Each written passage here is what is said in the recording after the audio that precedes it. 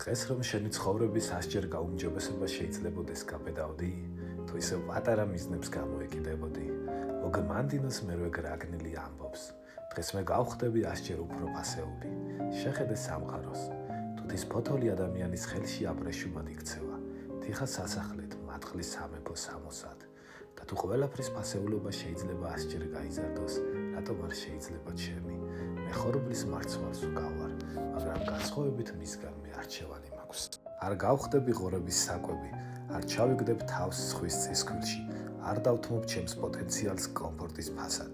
დიახ, ზრდა სიბნელეში იწყება. ჩემი შეცდომების შიშები და წარუმატებლობები ეს არის მიწა, სადაც ვმწიფდები, მაგრამ მე არ ველოდები ბედის წყალობას, მე თვითონ ვირჩევ გზას.